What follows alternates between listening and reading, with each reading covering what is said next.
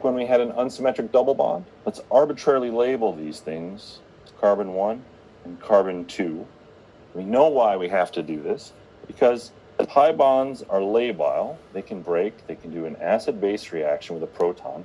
But when we break this bond, it's not like the electrons are just hanging around here and we have a new hydrogen atom just floating over here somehow. When this bond breaks, it has to either form a carbon-hydrogen bond at position 1 or a carbon-hydrogen bond at position 2.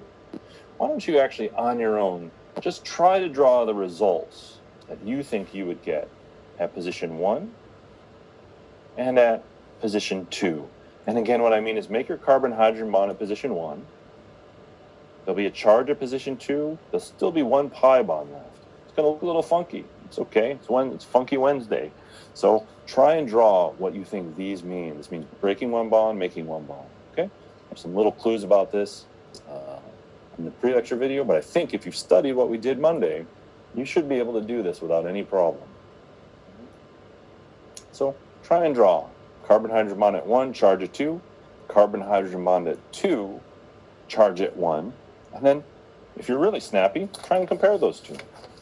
Make an educated guess which one's stable, which one's reject-worthy and unstable.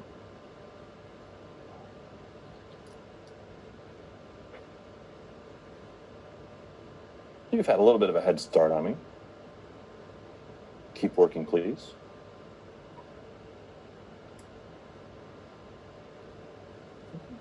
Carbon position 1.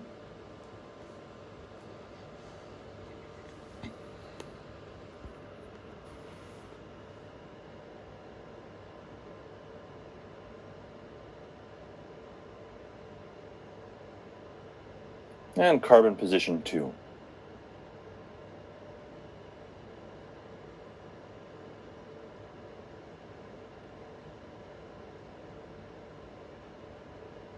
And I've drawn these a little bit funny.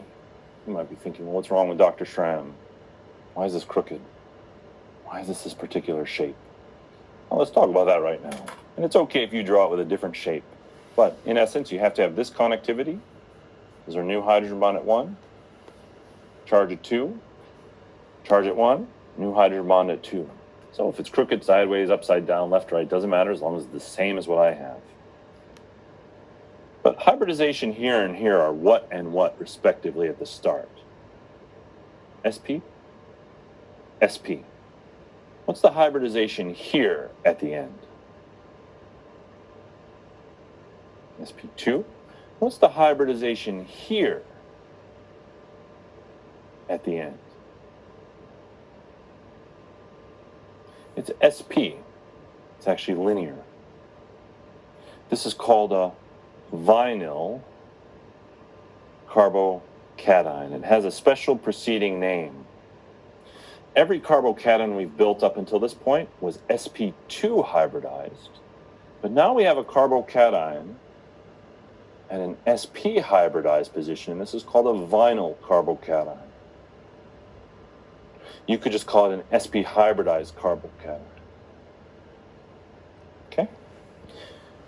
If we were to characterize this carbocation a little further, you might have called it primary. That would have been fine. This is a primary vinyl carbocation. This one here, this would be a secondary vinyl carbocation because it too is sp hybridized. Out of these two, right away, even if you didn't get this on your own, with what I've put here, you should be able to predict which is the more stable of the two carbocations. You know it follows the radical trend. The more substituted, the better. This particular one is more stable. And we can identify that by the fact that where the carbon plus charge is, it's flanked by two carbons, and these donate a little bit of electron density into it. This primary carbon, that's a carbocation, only has one carbon donating electron density into it. So the same rules still apply.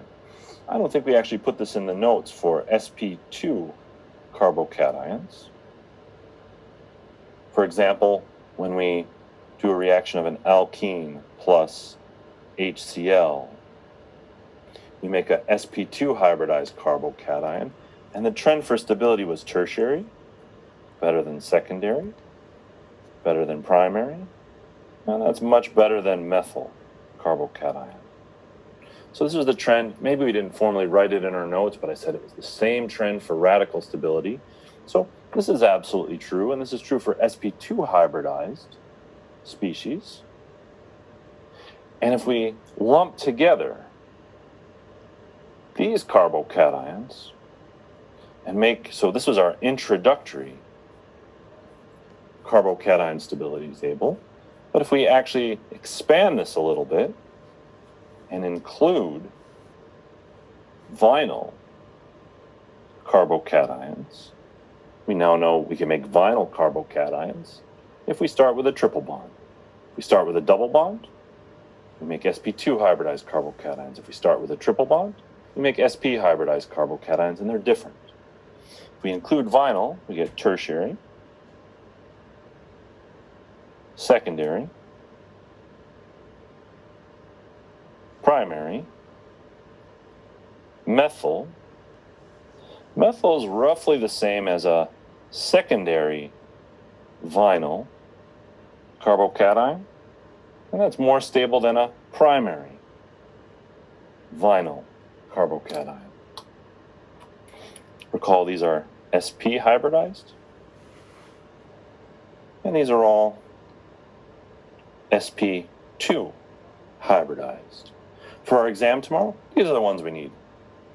Later this semester, which is coming quick, we'll incorporate this into our knowledge, but this trend you need for tomorrow. And what we're going to do today is understand this a little bit better. Why is a secondary vinyl carbocation less stable than a primary or a methyl carbocation? And then why is this primary vinyl carbocation pretty much the worst one we could imagine? Okay, we're going to get to this particular issue. Let's actually get to this issue right now, then we'll finish up this particular problem. Maybe we can get to it quite quickly right here. sp2 is 33% S. sp is 50% S. Okay, sounds familiar. We were just doing something that a minute ago.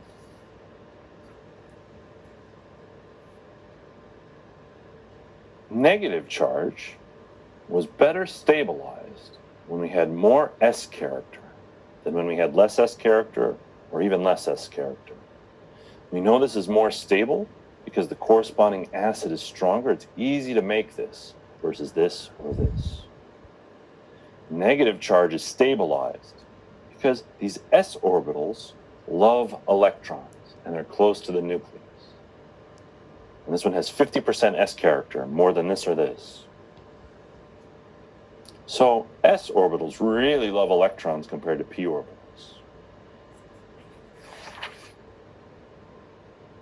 And S orbitals really hate positive charge. So this 50% S orbital, it's a destabilizing effect. These are very, very, in general, unstable. For the same reason that negative charge in an sp orbital is stable. Negative is stabilized because the orbital is more electronegative than, say, an sp2 or an sp3 orbital.